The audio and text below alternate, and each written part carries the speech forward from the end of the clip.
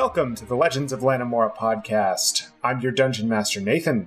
With me this evening I have Emily. Hello. Nicole. What's up? And Nova. Heyo. We are a 5th edition Dungeons & Dragons actual play podcast. On last week's episode, we finally got off the Bulwark Isles. Saf did a quick recap of the info that she found on the Scrivener's Orbs with Andy and Karen. And the crew arrived in the Circle of All. They said their farewells to Agamir and the rest of the crew, and then they deceived their way through customs, like you do.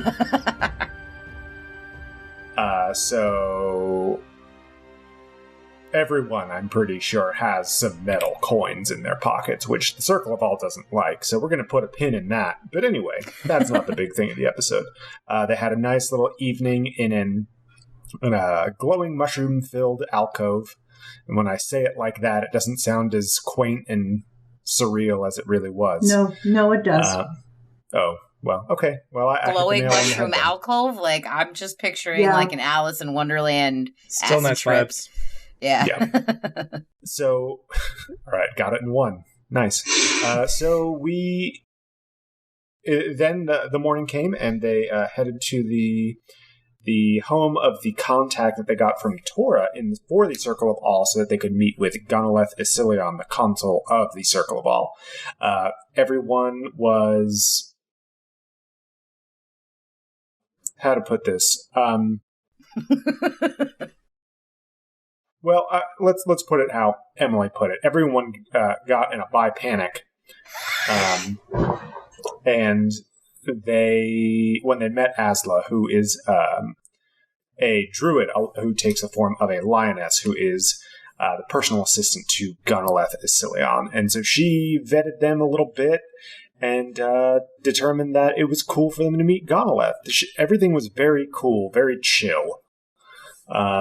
And that's where we left off last week. I didn't miss anything else important, did I? I know we all listened to the episode this time, which we rarely do.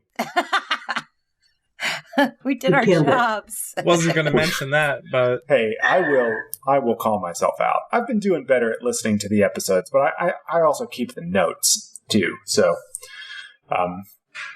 anyway, that's I think one of us. I take notes.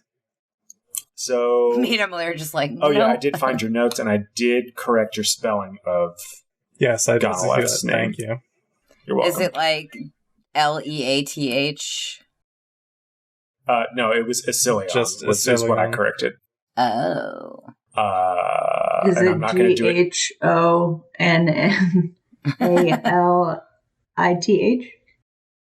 If you really want to know. Isilion. Isilion. Yeah, but how do you spell Gonolith? Yeah. I didn't even try that. GONILETH. Ah. Just like it sounds. Really? Is it just like it sounds? Is it? So the last thing that was said was, okay, let's go and see him, right? That from Asla. And that is where you all are. You are in Asla's den. It is a cave surrounded by mycelium, and it has a big old mushroom on top of it. Not a comically large mushroom, I was important to note. But it is a mushroom. And as you are getting closer and closer towards the center of the Circle of All, you are feeling better. Things are getting more vibrant in color, and more things seem more vital around here as well. Things do better in the middle of the Circle of All, it seems. So, yeah, so if you'll just follow me this way, if you don't mind, I'll just, and Asla wild shapes into her lioness form. Yeah, come on. Dope. Kitty.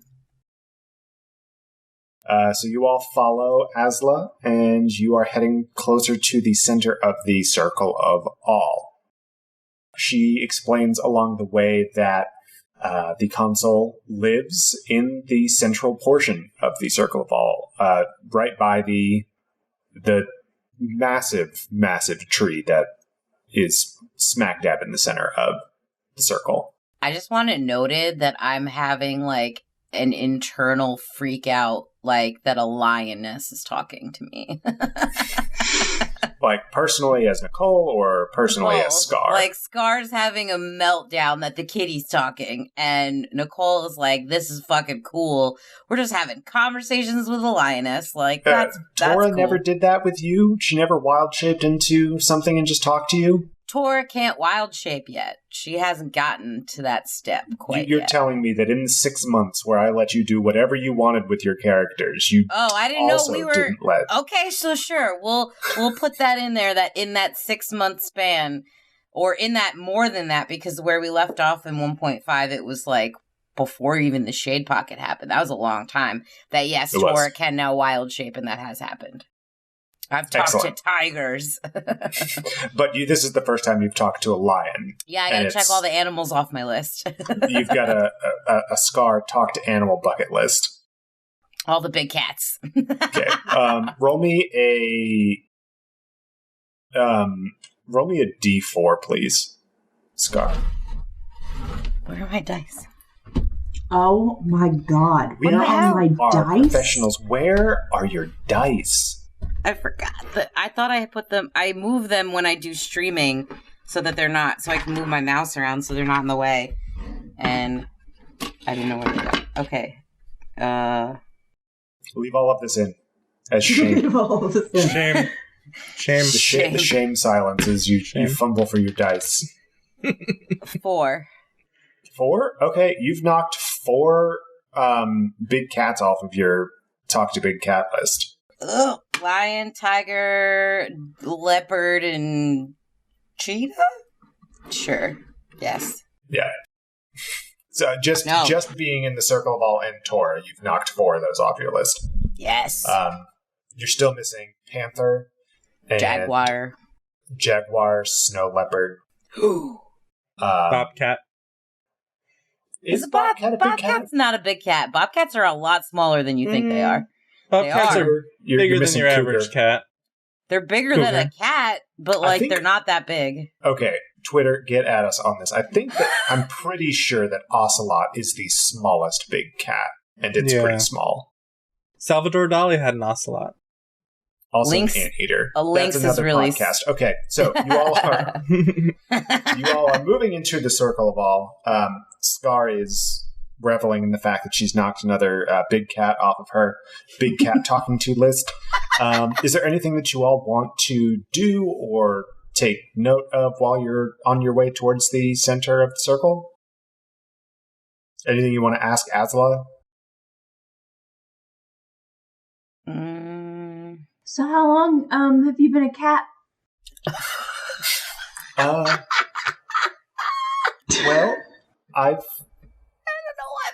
been able to wild shape for a pretty long time, but I mean the first time that I wild shaped into a lioness, it's one of the things that us druids have to do. We have to a pilgrimage to go and behold the beauty of nature, and I was just so struck by the lionesses in the Sea of Wind on Tor, and I just felt drawn to them, and so that's what I've been wild shaping into, for as long as I can remember. That's beautiful. Thanks. Did you ever make your way to South Xanthalos? Safast? You see, Asla gives you a side eye about as much as a lioness could give a side eye. They don't have the right facial structure for it. But I feel like lionesses can give so much shade. Like I feel like they can do nothing but give shade, really. Yeah. Lioness. You're feeling that shade, and you kind of see her tense up as she walks, and she says, "No, I haven't been to South Xanthalos. I would see all of those animals freed if I had a chance to, but Oh, yeah, it's like a fucking zoo, right? Yeah. It said nature preserve specifically, not zoo. Yeah, that's how they get you. That's how they get you. They Okay, tell you it's wait. conservation and preservation, but it's really just fucking about capitalism and locking up animals. Okay, in Listen, real there's life, no capitalism in my world. Don't put that taint on here. yeah, get your taint out of here, Nicole. Get your taint Get your off this taint out of thing. here. Title of the episode, Get Your Taint Out of Here. That's how we get that explicit rating, baby. Please don't.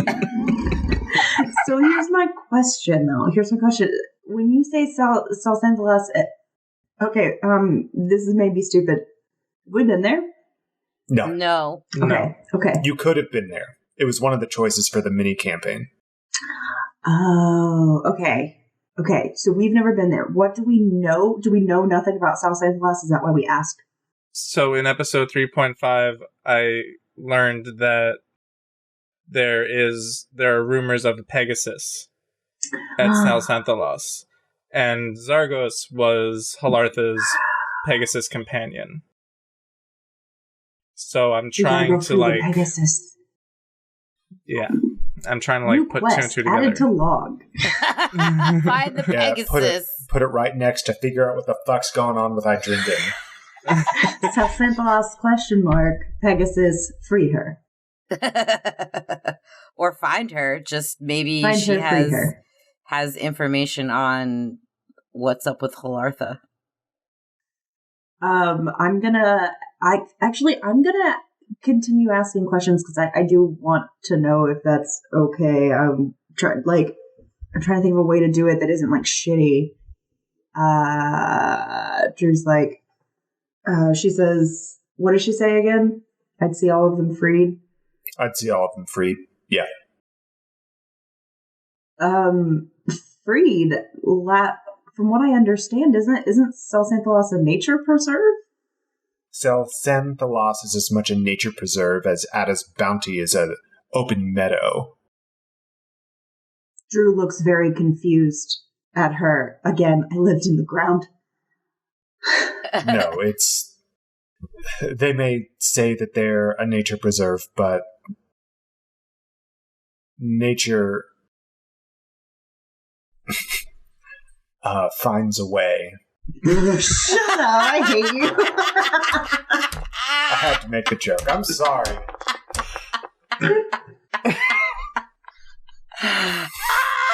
Nova just lost their Getting damn divorced. mind.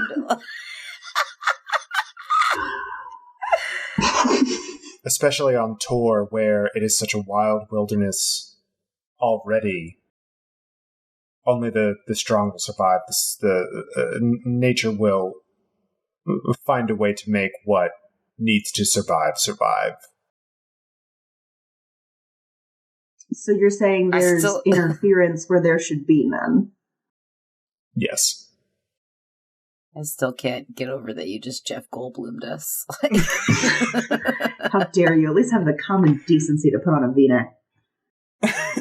And just stretch out lazily while you say it, like, with your shirt open. Now you're never going to be able to see Asla as anything other than Jeff Goldblum as a cat. No, I definitely see Asla very differently. That's all I'm going to say about that.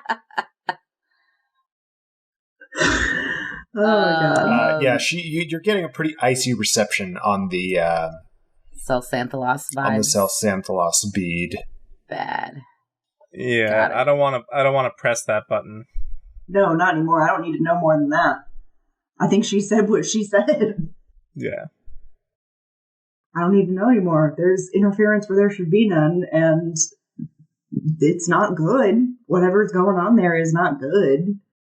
At least not in the eyes of this particular druid. Yeah, from a certain perspective. Yeah, she is also an animal, sort of. Does this mean... So she said that she had seen the lionesses on tour. Has she been to tour? You're going to have to ask her. Oh.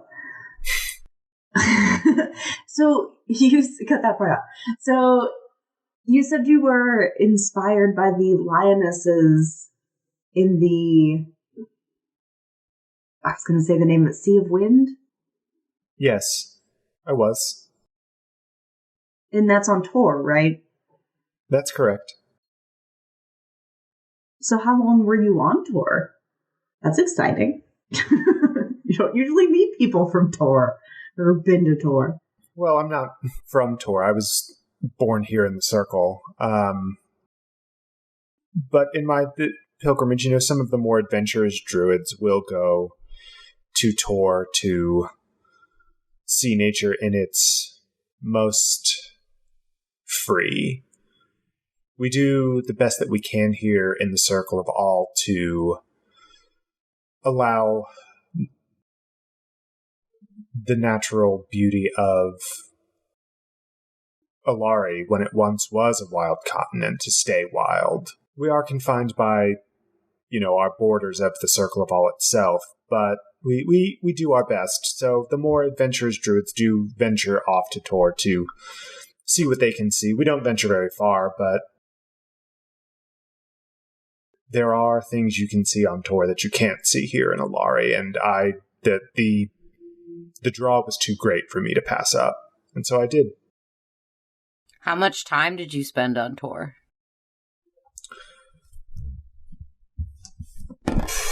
I was there for 6 years. How long ago was that?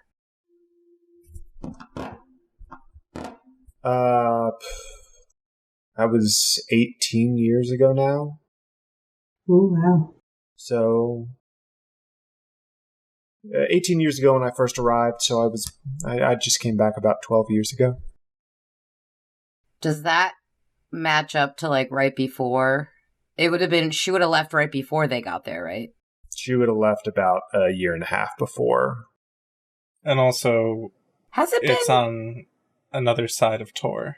Again, but we don't, that's where my line of questioning is about to go, did you ever make your way? About a year, I guess. Yeah, I was going to say, more time than that has passed. We don't have the wiki updated. I have zero idea how much time has passed since the beginning of the season. Please don't make this Game of Thrones where all of a sudden dragons can just show up after, hundreds of miles away out of nowhere. Listen, I play it fast and loose with the travel system, but I've got fast travel in the world built in, so I don't have to think about it that much. My line of questioning was going to be did you ever make your way to Dom Muldur when you were over there? You would know Don Muldur's name. Yes. No, I didn't get up to Don Muldur. There's so much that's uncharted on the western coast of Tor that I preferred to stay in the south central area of Tor, and spend more time with the lionesses. That's cool. I don't have any other questions. No further questions. Well, it's going to be an awkward walk. Weird. No, I assumed that you did not actually say that, and she does not say that either. So you all continue along the rest of the way to the center of the Circle of All. As you're getting closer, you see the giant tree that's in the middle of the circle. At first, it looks like you're approaching a giant hill, but on the horizon, as you continue, it is more and more obvious that it's not a hill that you're getting closer towards, and it is the giant tree. You all have heard about it. It's the defining feature of the Circle of All. The big tree, TM. The big tree, TM. Funnily enough, it does not have a name. I literally was just going to ask that. You beat me to it. Yeah, it does not have a name, at least not a name that can be spoken in a human tongue. The Druids do refer to it as its plant name, which is much like the Ents in The Lord of the Rings. It would take 5 years to say the name. it would take 5 years to say the entire name. It's too long, it's too slow. Plant language is different, okay? So they don't call it by anything. They call it, The tree. The tree, the great tree, the big tree, it's any Big variation tree. of that. Is this like the Deku tree kind of is it like that epic? The Great Deku Tree? It's even bigger than any iteration of the Deku Tree in any of the Legend of Zelda games. This is a 150-foot tall tree. What the fuck? And That's a big-ass tree. Well, I mean, I think, they don't Redwoods have a name for it. They just call it the big tree. Well, fuck. Yeah, it's the big tree. Well, or they call it the tree, the big tree, the great tree, any sort of variation on that. Usually it's just the tree. What tree do you think I'm talking about? The tree. It's 150 feet tall. The Druids of Floral do call it by name. They have a nickname for it, but you can't pronounce it. Is it like that train station in Wales that has 1,000 consonants in its name? Yeah. I had a friend in middle school who learned how to say it. We're American, so that's something to be impressed by. Yeah. We're not Welsh. If we were Welsh, that wouldn't. That's just a Tuesday. I'm going to stop talking before I alienate our Welsh friends. And I'm going to let you. I'm going to let you in on my note-taking secrets. This is unnamed big tree / big plant language. So that's my notes. It's good. Yep. That's good notes. That's good. I like it. How long has the tree been there? I was going to look up how big a redwood tree is, because they're pretty large, too. Yeah, I want to know how big they are. 120 feet? That sounds like a lot. I think the tallest redwood tree's over, the tallest is 325 feet tall. What the fuck? Yeah, they're big, but the thing is they're skinny. The thing about the tree of the Circle of All is that it's thick. You said 8 owls in it. At least 8 owls. No, but it's 150 feet tall, but it has it's got a very large circumference, greater than any other trees around. The proportions on it are wild, and it's sprawling. The root system actually carves and shapes the Circle of All itself to the point where it makes different biomes and different climates in the Circle of All itself. Art immediately. Is this like the Legend of Korra tree in the swamp? Oh, from yeah. Atla? That fucking tree where all the roots connect the entire world, and that whole thing about Nathan, did you watch Korra? I did. That's from Avatar: The Last Airbender, though. No.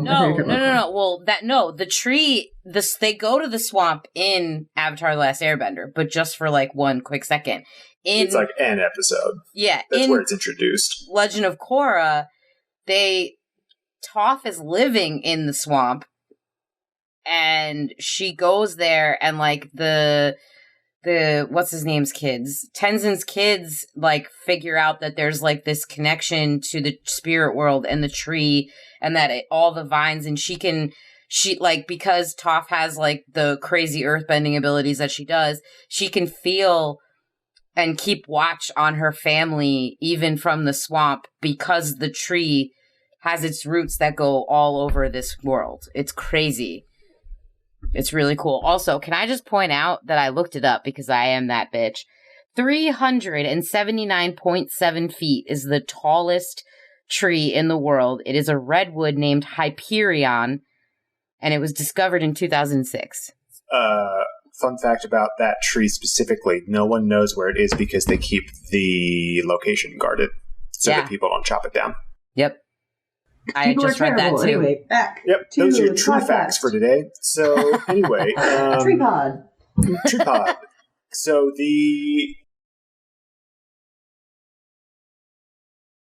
it's a big tree. We get that. It's a big fucking tree. So yeah, the tallest redwoods are around the tallest is in that 370 range.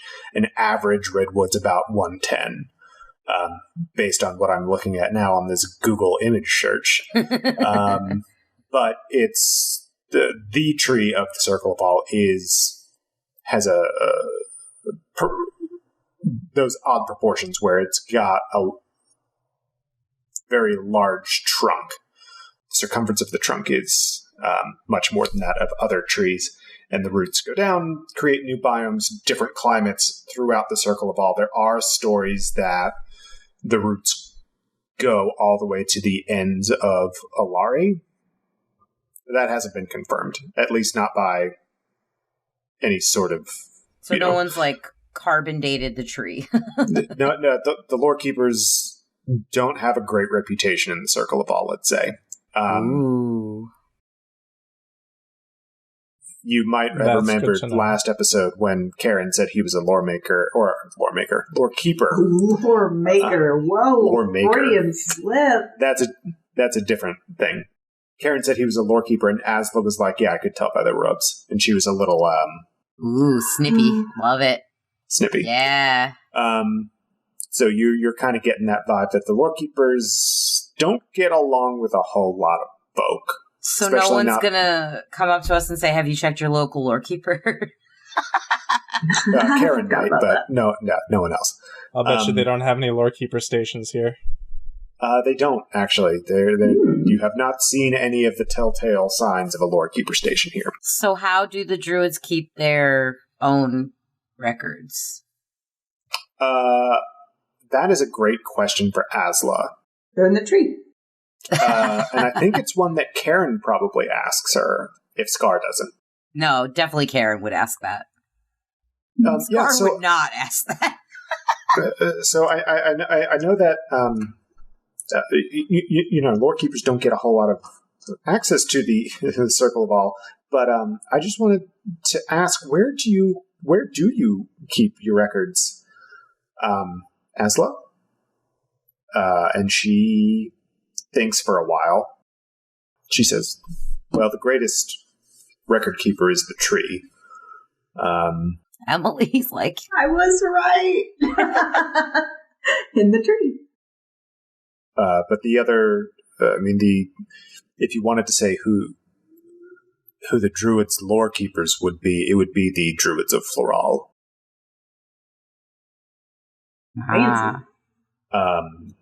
Floral, I love that. However, it's we don't keep records like it's the like rest floral. of... I get it. I'm sorry. Babe, I got that. I love you. But we don't keep records like the lore keepers would. We don't. We don't seek out knowledge. We accept things in nature for what they are. I mean, if you needed a record from a certain time, you would have to know where it happened so that the surrounding plants could tell you if they were there in that age. They talk to the plants. Everything talks here. We slept on plants, I know. Is the grass mad at us? I feel like leaves as a pillow. Should I apologize? I feel like Scar would just be like looking at this thing because the Circle of All is probably the only place that I didn't get to go to in my own travels throughout Alari before, like while I was learning my skills, and after I grew up as an orphan, I like traveled a bit and like learned from people, but like I never got to go to the circle. So I'm just looking at this fucking tree like, this is the greatest thing I've ever seen. Yeah. But I also want to ask questions about it. Yeah. You probably also wouldn't have been to the peaks, the cloistered peaks. No. Tops. Very few people get there. But anyway, you probably have been other places. Maybe not the seediest places of the barony quite yet. Nah, but I've been on the outskirts of most places that are easily accessible. Yeah, so this is one of the last like big secrets of Alari that you haven't really seen, or big mysteries or wonders of Alari that Scar personally hasn't seen. Everything that Drew sees is new. Has this She tree lived in a hole. Remember? Has this tree always been here? Like, what's the first record of this tree? Is that a thing?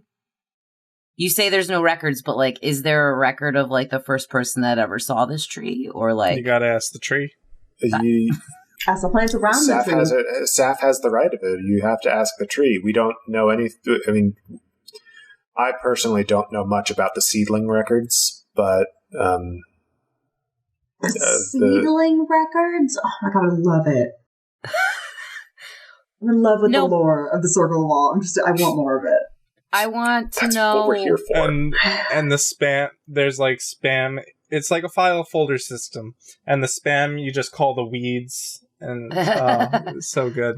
It's very Fern Gully, you know? Yes. Like, it's very like when she puts his hand on the tree and she's like, do you not feel it? It's hurt. Like, that's, I love this. I love it. I'm into it. That's why when we posted that thing from the Novi page that was like, if your TTRPG was a musical, what would you be? And I was like, right now we'd be Into the Woods, because we're in the actual woods, but we're also a bunch of people trying to find a bunch of items, and that's what they're doing. They're trying to find the cow, the hair, the cape, and all that shit for like. Yeah. That's what, I swear to God, we're Into the Woods, y'all, and Sondheim is... Into the Woods, y'all. Anyways, back to the tree. Scar is like, so who would know that? Like, who would know, like, what the first recordings of this finding the tree, who would know that? Besides she the looks tree. At you a little dumbstruck. How do I talk to the tree? And she's... Well, it would have to be a druid of Floral. They would be the ones to know, but not all of them would. I mean, not all of them speak tree languages. They don't speak those old plant languages. God damn it. Emily. I am slow on the uptake. I'm like, oh yeah, it's like floral. Okay, what a cool thing. And now I'm realizing they're called that because they can talk to the plants. Yeah, so then that would mean that Asla is a faunal druid because she's can talk to animals. Yeah, just like Tora was. I'm getting it. Pretzel. God damn it. There's like on yours. There's a bunch of faunal druids that are cats fighting in like the corner.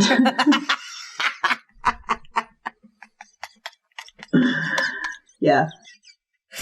They're actual cats, though, not like big cats. Like, they're actual cats. So one of the benefits of being close to the tree is that we'll be close to just about all of the druids. Okay. What kind of druid is Gonolith? Sorry. Gonolith? Oh, well, because he's the consul, he embodies all of the druidic circles. I didn't know that was a thing.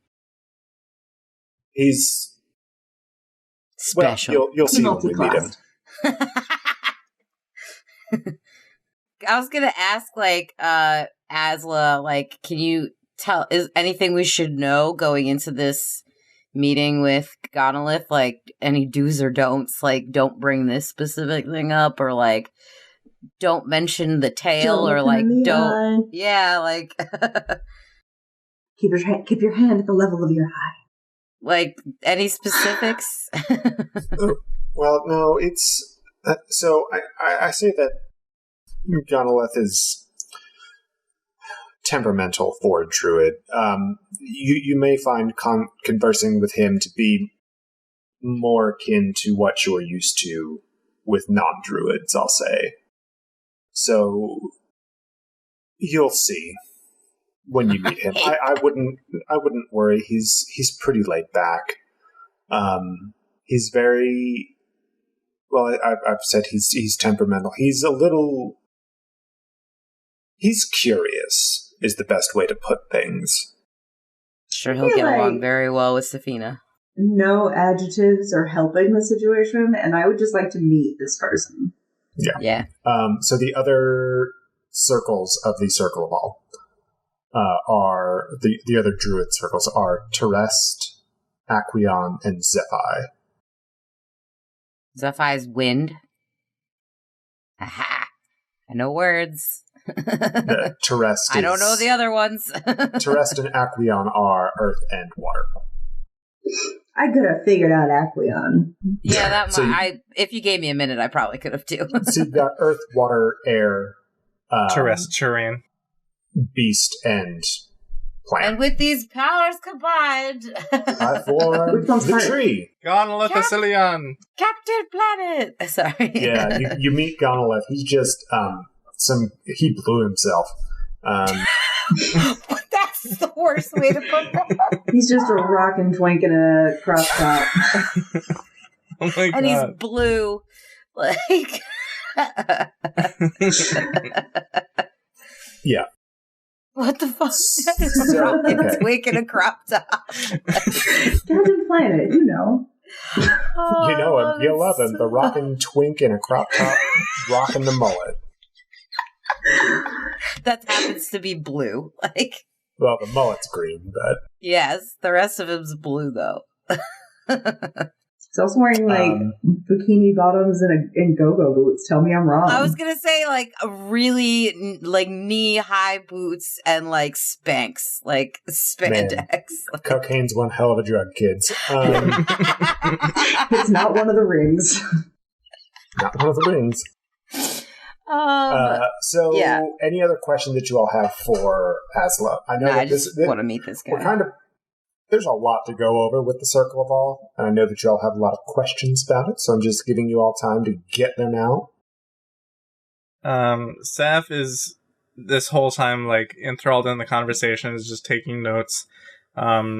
She doesn't mean to receive a response to this question, but she kind of asks, just in the ether, she kind of asks, well, if it's rumored that the roots of the tree go across Alari, wouldn't the Veiled City know about that? You would have to ask them.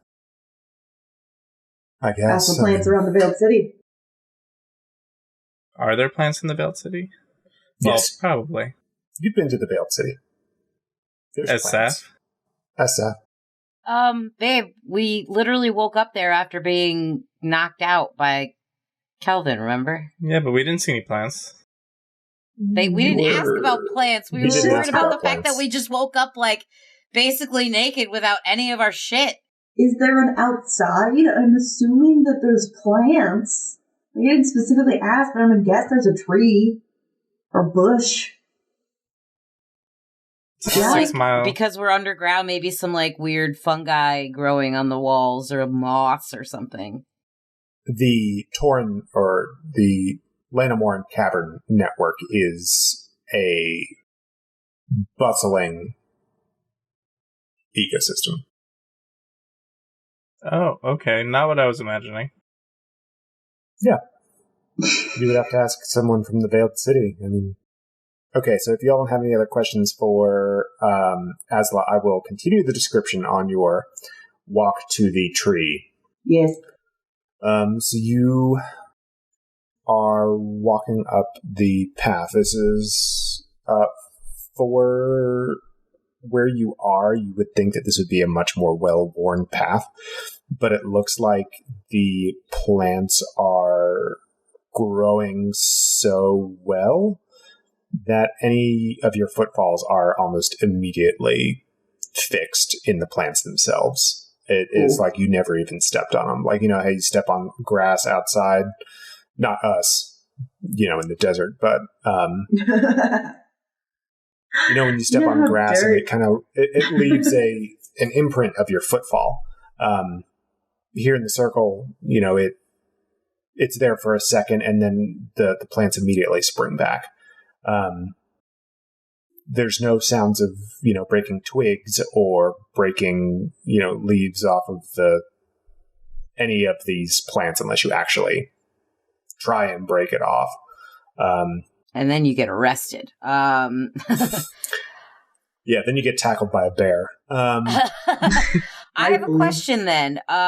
Scar is in full dragon plate armor. How's that work? I have a heavy footfall. You do have a heavy football, and the plants spring right back. Like all whatever, however much you weigh, plus all of your equipment, it's like it means nothing to these plants here. Awesome.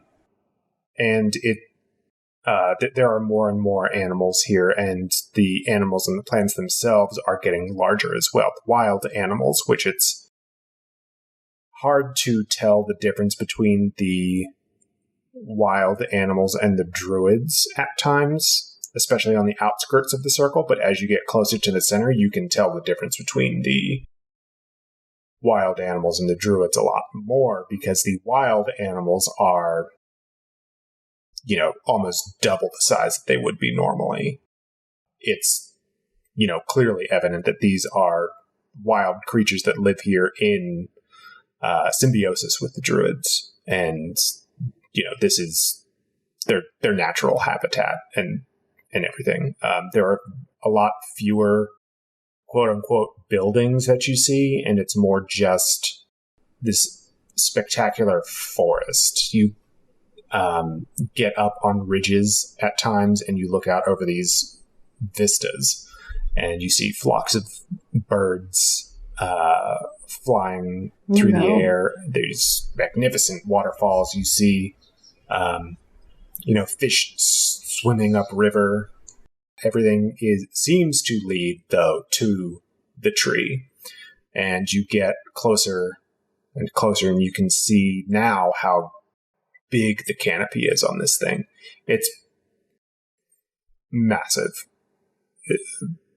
I don't even know how to describe how large it is, because I don't want to get the math wrong and make a weird-looking tree. The tree itself being 150 feet tall, it does sit on top of a hill. So the canopy itself extends just of this tree far above the canopies of any of the other trees around it. So it's almost like in midday, you are shaded by the leaves of the tree itself, even in open areas, open clearings on top of ridges and everything like that. And it's a dense canopy too. You can see that there's activity actually up in the canopy. You can't exactly tell from this distance what it is, but there are creatures living in the canopy of the tree as well.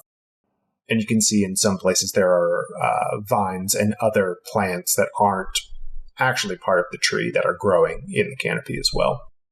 So getting closer to the base of the trunk, you're moving uphill, and you reach a plateau, and you can see that there is a lake that sits on the plateau itself. And the tree sits in the middle of an island on that lake. There's one path in. It's almost like a natural bridge that is a land bridge from the edge of this lake to the tree's island, let's call it. And there's only the one that you can see nearby. Asla mentions that, so for each of the druidic circles has their own entrance into the center of the circle of all. And this is the faunal bridge. Behold, this is the tree. It's quite a sight, isn't it? And she's, as she says, behold, she wild shapes back, or reverts wild shape, and is now a human again. Dope. Drew is in awe of this very large tree. She has been in forests when she was younger, but again, spent her formative years and most of her adult life in a hole. So she's like, this is a very large tree. It's kind of freaking her out a little bit. She's getting a little uneasy about it. It feels like you're underground, but also above ground. Yes. Can I roll a perception on this tree to see if I can sense anything about it? Yes. Okay.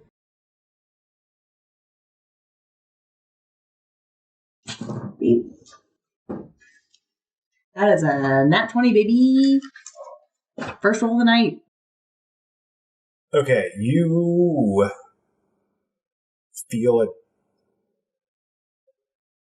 feel a connection with the tree somehow. Ooh.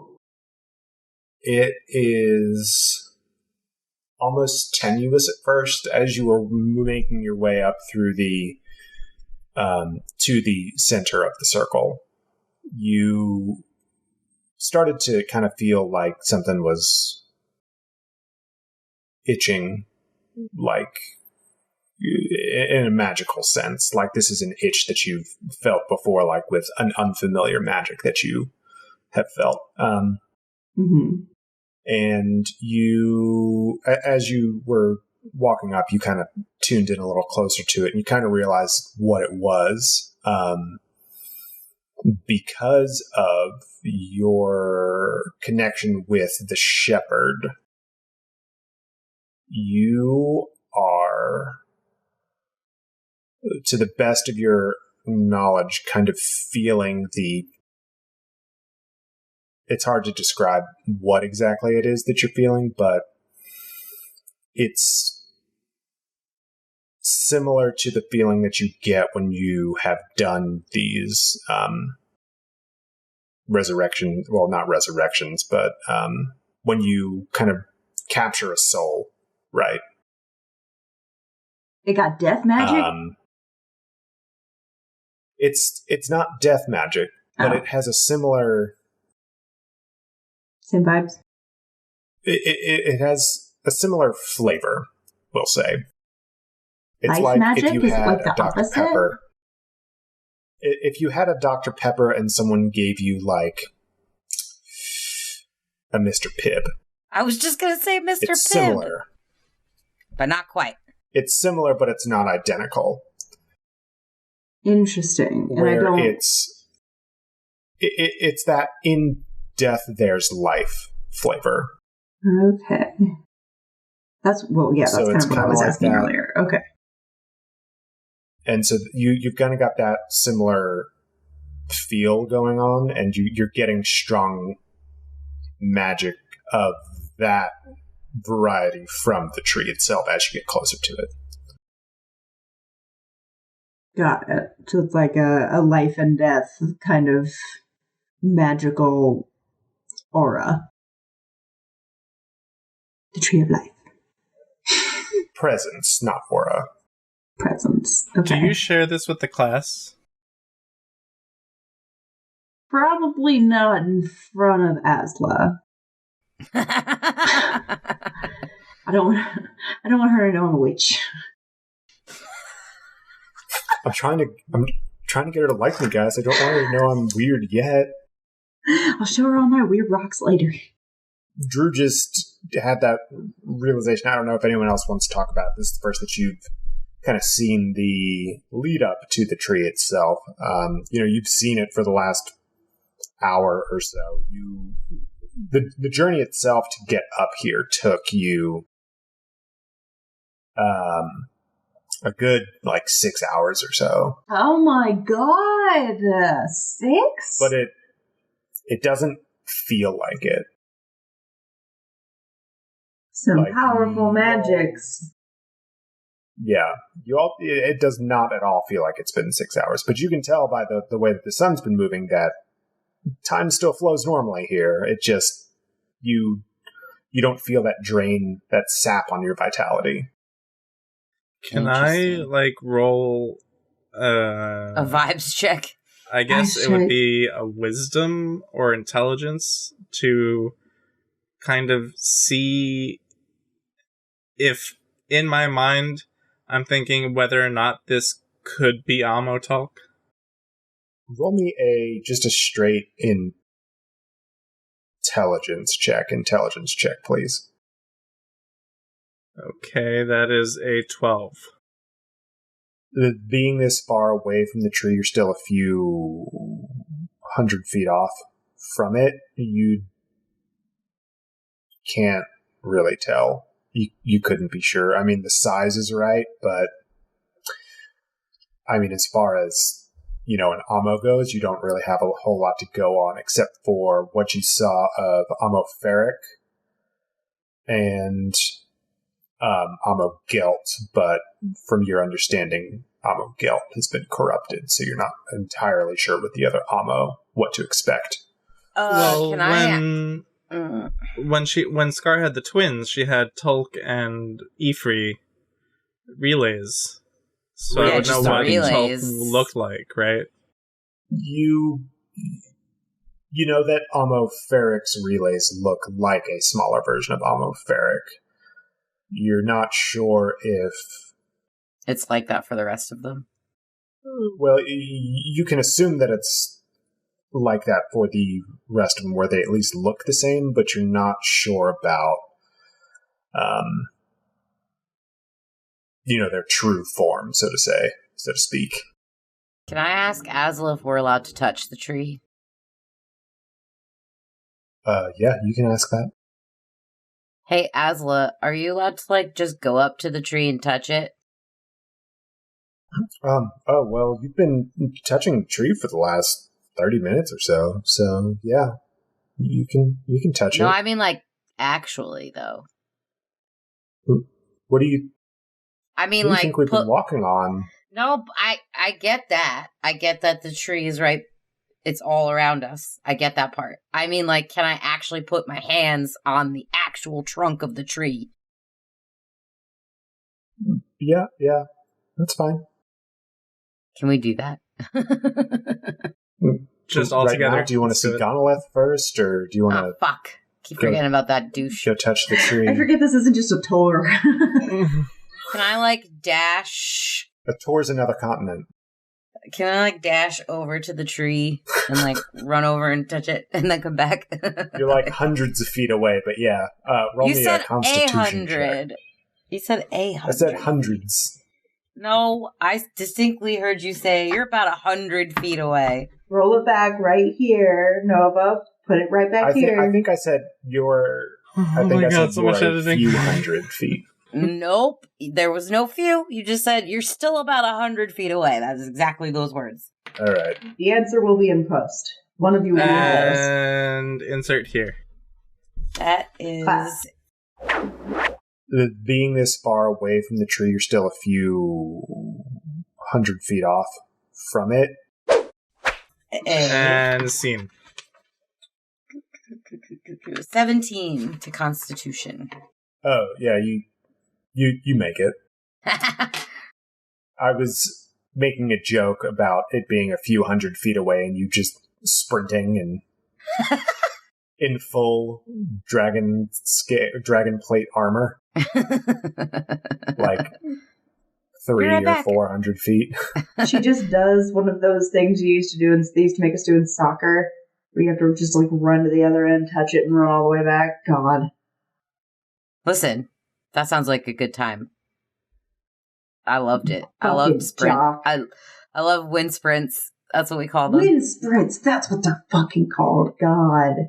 Anyway, Scar does a wind sprint. Drew's tired looking at her. Asla kind of looks at Scar running off and says, well, she's eager. All right, let's go. And she walks. I want to see if there's any, when I get to the tree, I want to take, a quick second to, really focus on it and see if there's any discerning, markings or anything that reminds me of the twins.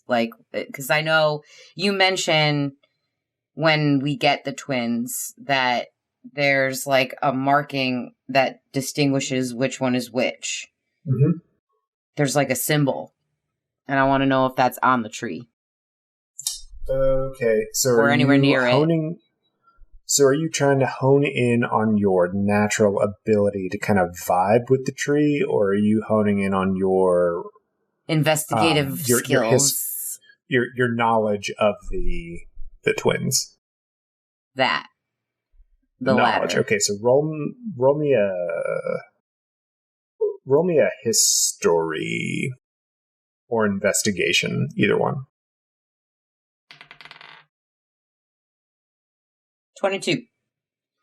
Sorry. 22? 21. I got 19. 21. And it's +2. I did wrong math. Okay. I can't read. You run up to the tree, and it's a big tree, but it's all bark. There aren't any discernible markings on it. It looks like this. I thought it in my head. What? I mean, you said it's all bark, no bite. I got it. Okay. Very funny. So it's it's a tree. There aren't any markings that match those that would have been on the twins, at least not over here. I'd have to make like a total circumference of the tree, which I can't do. I'm not going to do that. Yeah, it's Scar sprints around the whole tree. All right. You get 3 levels of exhaustion. Though. Yeah, but she totally would. Nah, I'm going to run back to the group. Oh, as you're trying to run back, everyone is like 50 feet away from you. They're walking. Unless anyone else wants to run. Saf? I would, nope, I would like to not. Nope, Saf looks tired at looking at Scar run like that too, so. Drew does not run. Yeah, she operates. I could have made that an even bigger check, the Constitution one, because I forgot that I have the Remarkable Athlete feat.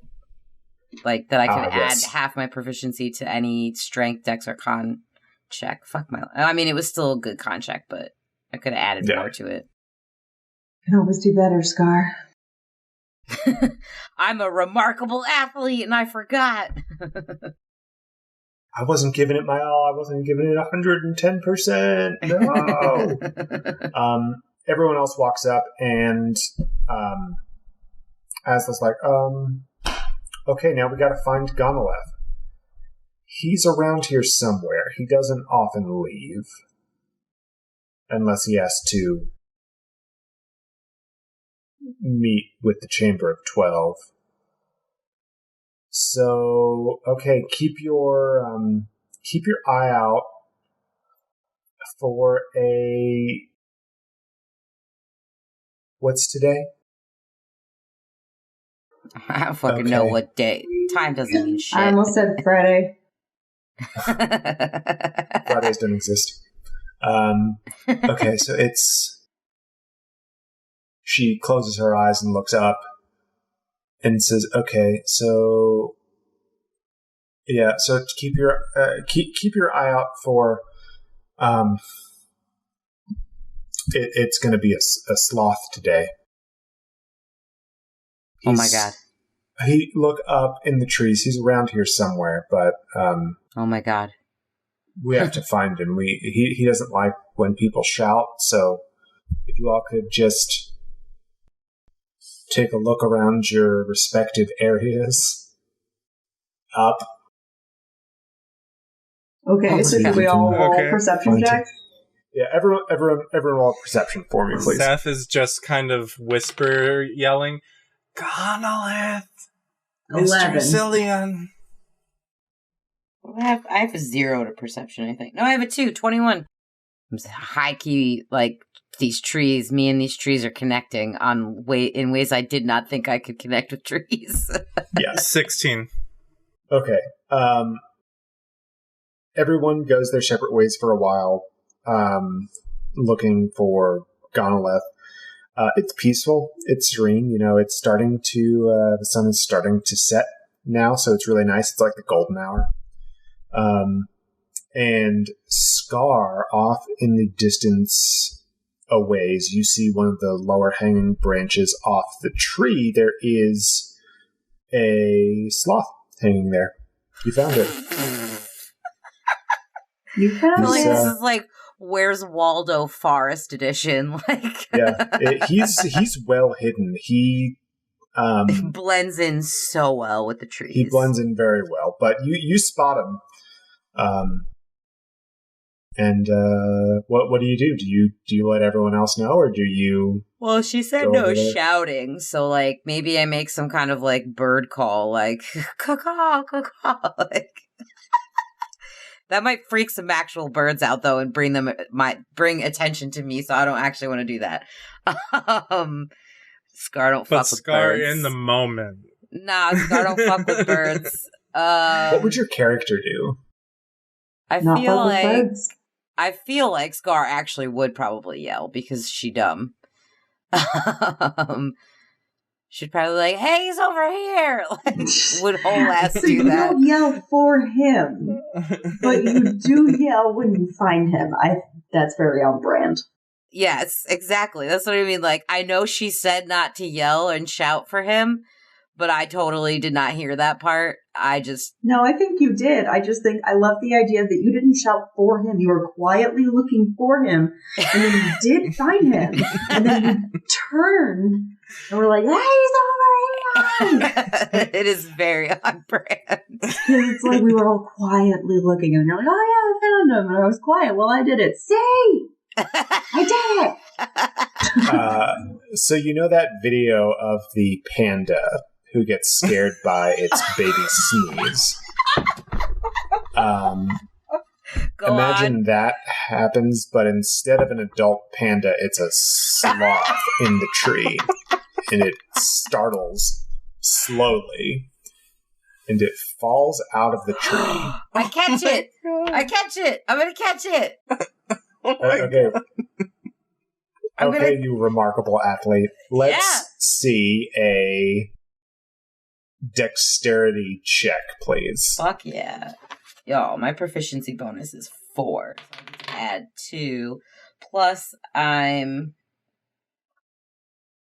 have a +3, +2, so +5.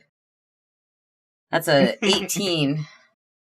A 19? 18. 18, okay. So you are running as fast as you can. You yelled, and he was a good 50 or 60 feet away from where you were before you saw him.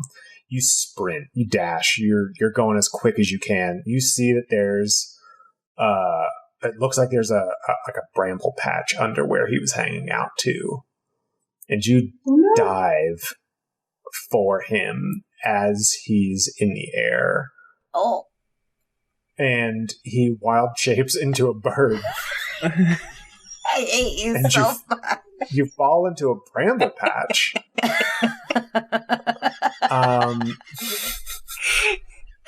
feel like that's what would happen if I got like a crit or like a 2.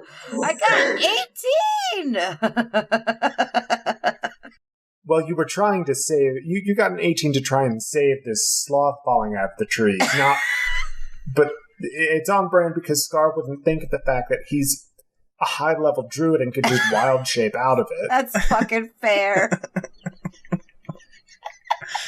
So he wild shapes into like a sparrow or like a sandpiper or and something. I don't know, some little bird. Free falling into the bramble patch, I mentally freak the fuck out because I fucking hate birds.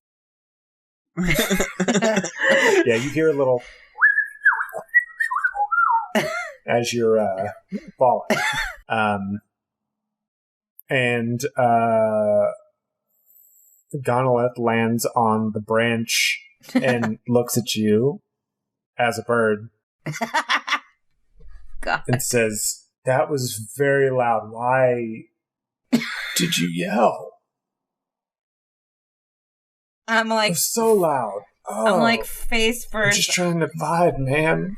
I'm like face first in a bramble patch. And I'm just like, I got excited. Got excited. It's okay. Why? Who? Why are you here? Why? Slowly lift my head. I slowly lift my head up, and I'm like eyeing the bird very suspiciously.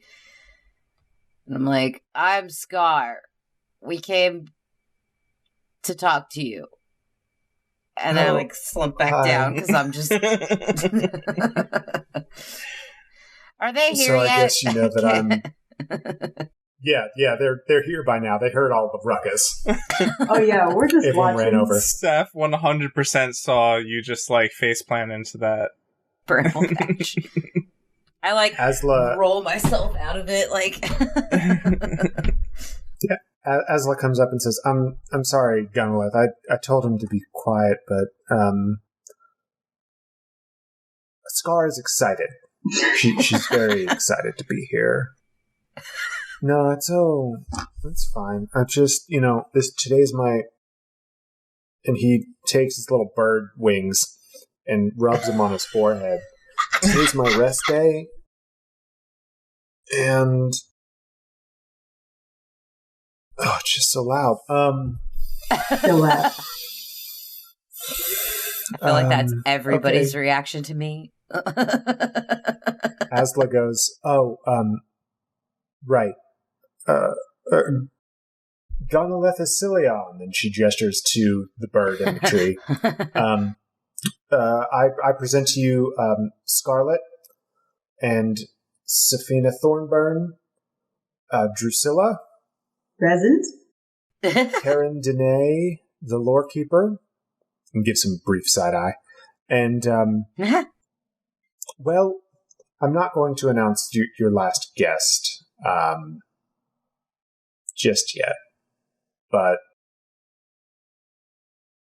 we'll talk about that later. Wait, what? On the way up, you mentioned about Sokoba being on the run from Kelvin, and so she is not going to announce Sokoba. I key forgot Sokoba was even with us. I'm not gonna lie. Can we give her like a code name? She has like a hood. She wears a hood. She doesn't have a code name that you all have come up with, unless you did it off stream and didn't tell me. I feel like that's all you, Nova. I feel like we would have come up with a code name for her. What's Sokoba's middle name? She doesn't have one. It was a joke. I kind of figured. Oh. I'm gonna go with Ivy, because Volnai, Ivy, kind of Thoughts? Okay. That's your boo. I was gonna say, that's all your decision, Nova, because that's your girl. That's your boo. What the fuck, Nathan? Yeah, Sokoba you Bay. and Sokoba talked about it, and Sokoba Bay. You mentioned it to her one day, and she was like, "Yeah, that sounds good. It has a nice ring to it." So in that case, instead of saying that she's not going to announce Sokoba, Asla says, "And Ivy." Okay. Yeah. What's up, y'all? What do you want? Scar is now what do you need upright. to talk to me about? Scar is now upright and like brushing bramble off of her beautiful dragon plate that she will polish later. Gunlith is still a bird, by the way. I know. Small bird. Oh, I know. And I'm like very like backing away a little bit, like, any chance we can speak to you in your true form? Is that the right way to say that? The bird looks at you skeptically. God damn it. I don't want to piss the bird off. How much you know. I don't know how much you know about me, per se, but all forms are my true form, so... Seth pushes forward and goes, we come to you today, sir, with important information for your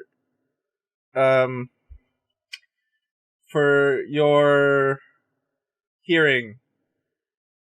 To hear. What? Important information for you to hear. What are you talking about? Talk normal. I understand you. You don't have to be...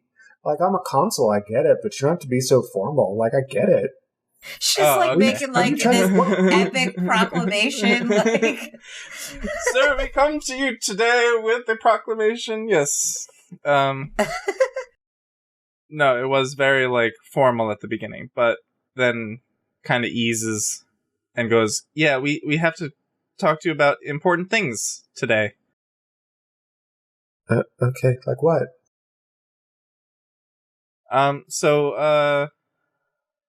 Well, it's my rest day. Sorry to bother you, first of all, on your rest day. But this important news cannot wait. Out of character, real quick. How long has Gonolith been in a Consul for? That's a great question.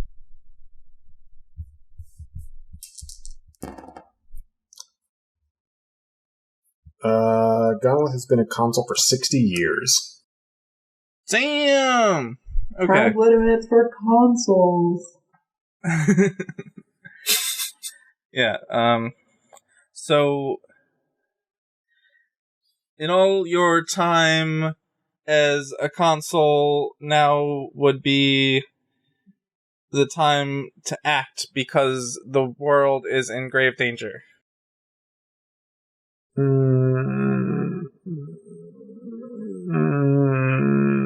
Gonolith's using his feathers to kind of massage his forehead. Okay. How? Why? What's the danger? So, are you familiar with a specific Consul named Mr. Kelvin Boulderdown? Yeah, I hate that guy. Why? Oh, thank God, so do we. No, he's fine. I mean... He's not. Whatever. It's just... Thank you. Anyway, what about him? He's a Consul. He's the triumvirate. One of the triumvirs now, so... What about him? Oh, yeah, sorry. Hold on. He snaps his bird feathers together. I keep saying bird feathers because I'm thinking bird fingers in my head. He snaps his feathers together, and you all are encapsulated in a basically a cave, like just sheets of rock just kind of surround you all in like a dome. And he goes, okay, now we can speak a little more plainly. What is he doing? I know he's not my favorite person. Yeah, so if I can speak bluntly, sir. Yeah, that's what the rocks are for. What? There is a plot to overthrow the government as we know it. The governing body of Alari as we know it. And Kelvin is behind said plot. Well, he's not behind said... He is technically behind said plot. But are you familiar with... And I turn to Drew and Scar and I go back to him and I go, Tasvig? Yeah, he died. He was a Consul too. I know him. He didn't die. He's orchestrating things from the behind the scenes, and Kelvin, he's using Kelvin as a puppet to kind of try and take over the world, I guess. How would I say it? That sounds very convoluted, and I don't think any of that's true. Why would Tasvig do that? He laughs and says that's crazy. That doesn't make any sense at all. So he is crazy. Because Tasvig is actually crazy. So Scar is like shielding her eyes because the bird thing is. Oh wait, they're not a bird anymore, right? They changed. I forgot about that. Oh nope, fuck! I thought they changed for some reason. God damn it! So yeah, so I'm just kind of like, so I'm from Fellows. I used to be a copper mantle in Fellows, and Tasvig hired me and my compatriots to do a job for him, and in the process of doing this job, investigating the golden mantles of Fellows, we stumbled upon what seems to be a cult of a group of people who are literally trying to destroy the world by putting it into chaos so that they can put it back together the way they want. And what do Kelvin, they call themselves? The Eternal the Host? unending host. Unending Host. And Kelvin is Tazvig's front man. He's using Kelvin because Kelvin's already off the rails and crazy and stupid and easily manipulated. He's using him to be his tool of destruction, and he faked his own death so that he could be the guy behind this, the strings, because he's crazy and he thinks that he can fix the world by destroying it, which doesn't make any sense. I know this sounds totally nuts, but if you knew what we've been through.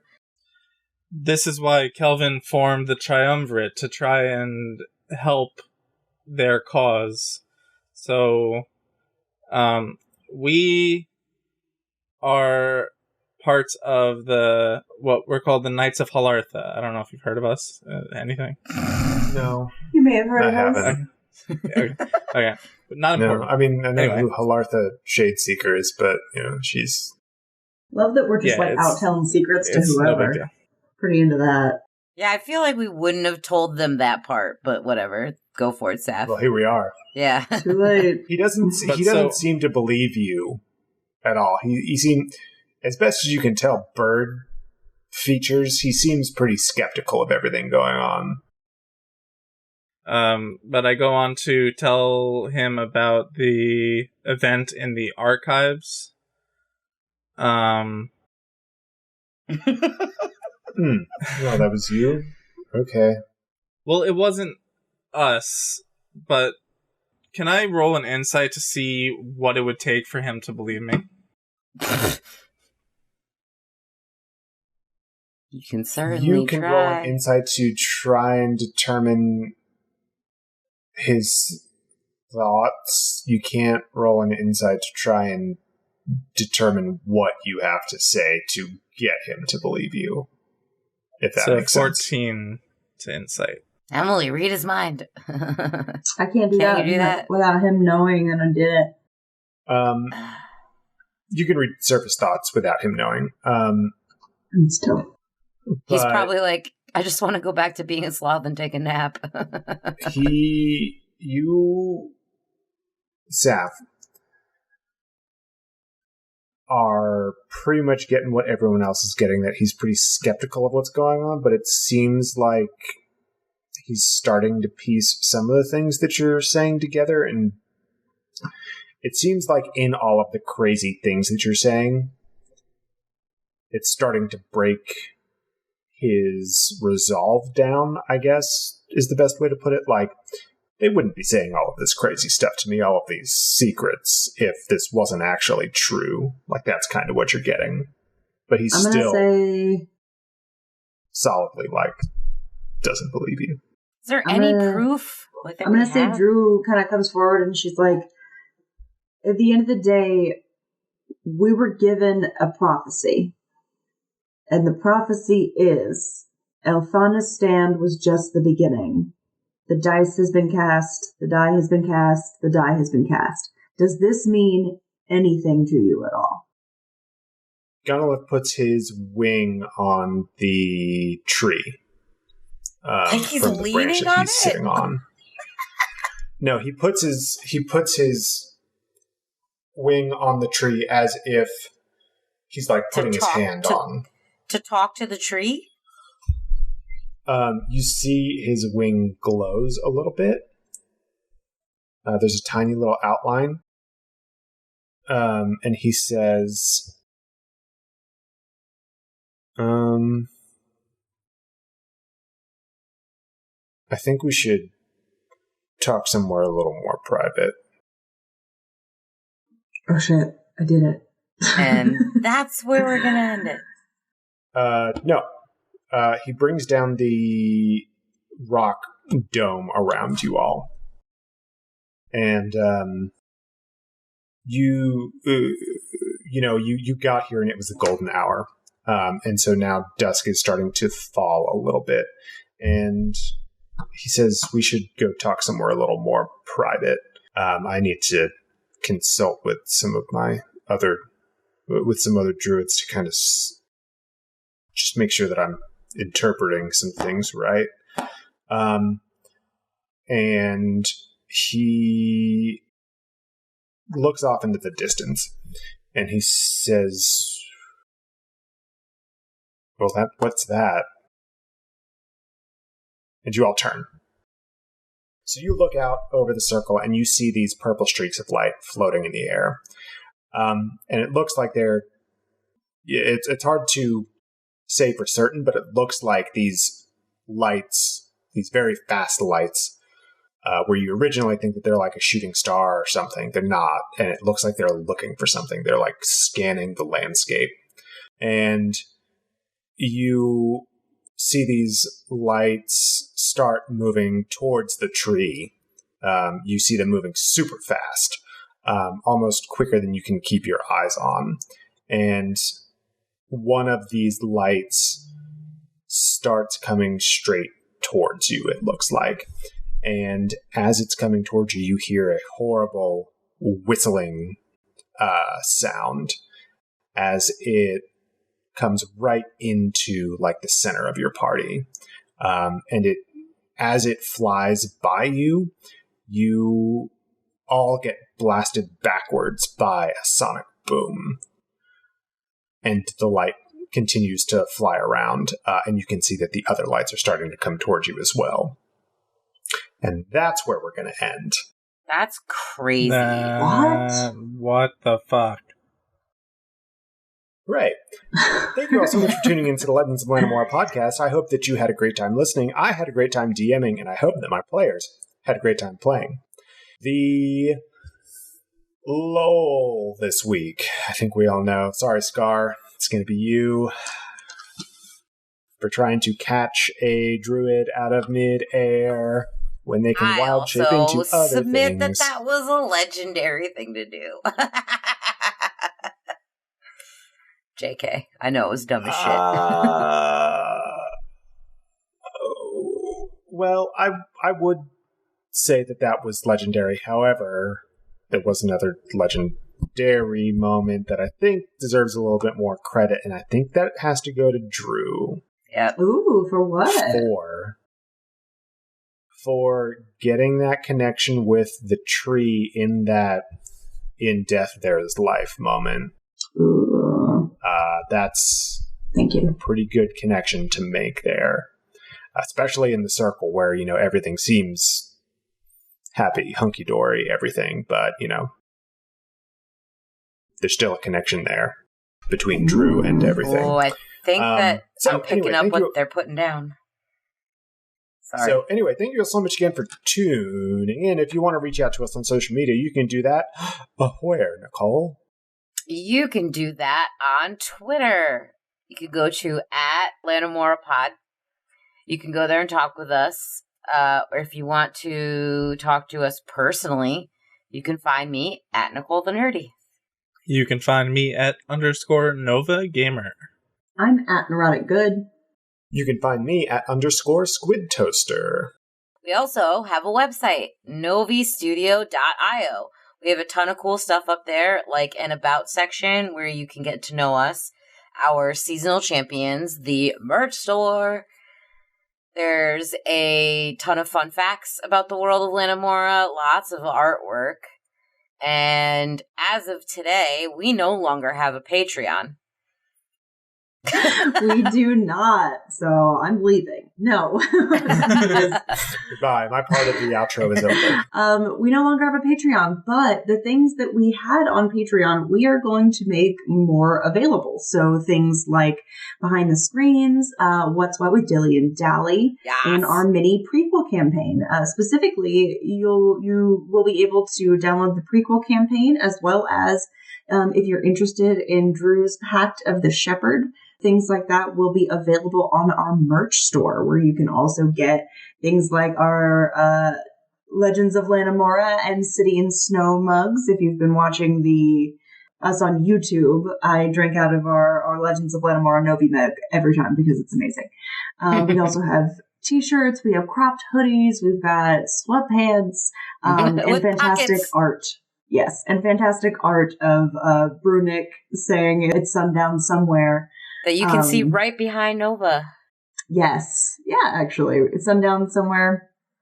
And as well as... Nova has both of the posters we have. Yes, as well as Kelvin's Betrayal, or Tesvig's Betrayal. So all of that and more up on our merch store. And we'll be having Dilly and Dally and things like that will be available on their own stream. So it's super exciting. But yeah, no more Patreon. That's just fine. And that's okay. Now I have nothing to do. Thank you all. Yeah. Oh yeah. Well, I could say you can leave us a quick review on iTunes. That would be great. Tell your friends about us. Help spread the word around. Yeah, help spread the word. Also, speaking of spreading the word, be sure to check out the City and Snow podcast. Drew did mention it, Elthana's Stand. You can learn more about that story, set 127 ages in the past. That is DM'd by Lizzie, and we have a great female and non-binary cast of characters there as well, so make sure to check that out. They just released their second episode last week. So they released their episodes on the off weeks of the Legends of Lanimora podcast. So if you want more of that sweet Lanimora content, check out City and Snow. It's an awesome story. I'm really excited about that. And be sure to catch us in a few weeks' time. We're going to be having our April live stream on April 24th. Saturday, April 24th. We're going to be doing some cool stuff. We're going to have a new consistent show out. So keep your eyes out for that. More info to come in the next week or so, I guess. Thank you all so much for tuning in. Hope that you check out the next episode when that airs in 2 weeks' time. Until then, let's be legends. There's so much lead up to it. Ever not going to be awkward. I gave you all the cue this time, and just nothing. Goodbye.